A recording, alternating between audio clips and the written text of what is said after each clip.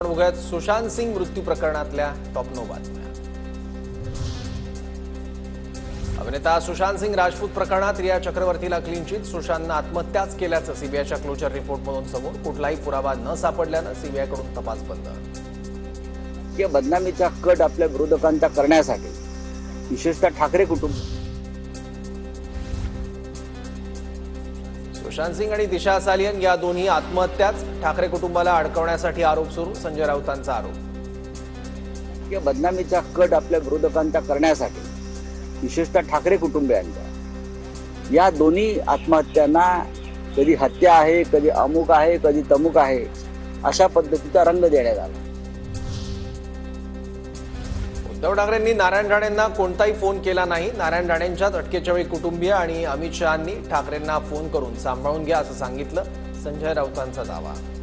त्यांना जी अटक केली तर त्यांच्यासाठी त्यांच्या कुटुंबातून फोन आले होते उद्धव साहेबांना, केंद्रातून फोन आले, अमित शहांचा फोन आला होता उद्धव ठाकरे साहेबांना त्यासाठी जो हमारे केंद्रीय मंत्री है जरा संभाल के लेना। नारायण राणे बोलतायत म्हणजे तथ्य असेल। नारायण राणेंनी उद्धव ठाकरेंचा फोन आल्याचा दावा केल्यावर गिरीश महाजनांची प्रतिक्रिया। आता त्यांचं काय बोलणं झालं हे मी सांगू शकत नाही, पण ते जेव्हा सांगतायत किंवा मला फोन केलेला होता, मला तेव्हा सांगितलेलं होतं, त्या बाबतीमध्ये आता मी अधिक बोलणं योग्य नाही, पण राणे साहेब सांगतायत तर काही तथ्य असेल। सुशांत सिंग राजपूतच्या दुर्दैवी मृत्यूवर राजकीय भाकरी भाजणाऱ्यांनी डोळे उघडून सीबीआयचा क्लोजर रिपोर्ट बघावा। दिशा सालियनच्या बाबतीत पण हेच होईल। रोहित पवारांचं ट्विट।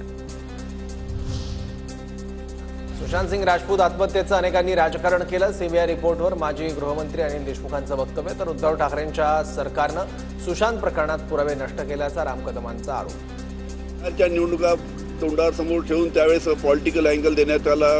सीबीआयने सुद्धा हे सांगितलं की याच्यामध्ये काही असं घडलं नाही, त्यांनी आत्महत्या केली आहे। सरकारचा गैरवापर करत सगळे पुरावे नष्ट करण्याचं दुर्दैवी काम उद्धव ठाकरे सरकारच्या कालखंडात झालं।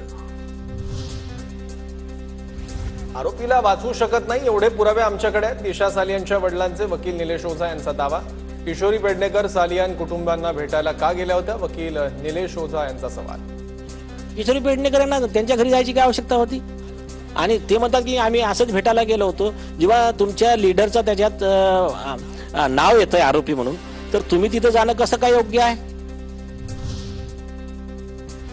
सीबीआय सारख्या नामवंत संस्थांनी जर क्लोजर रिपोर्ट सादर केला आहे तर आपण तो मान्य केला पाहिजे। क्लोजर रिपोर्टवर प्रफुल्ल पटेलांची प्रतिक्रिया। सीबीआयने या निष्कर्षावर येऊन क्लोजर रिपोर्ट फाईल केला असेल तर आपल्याला त्याला मान्य करावं लागेल। ते आपण सहर्ष स्वीकारलं पाहिजे।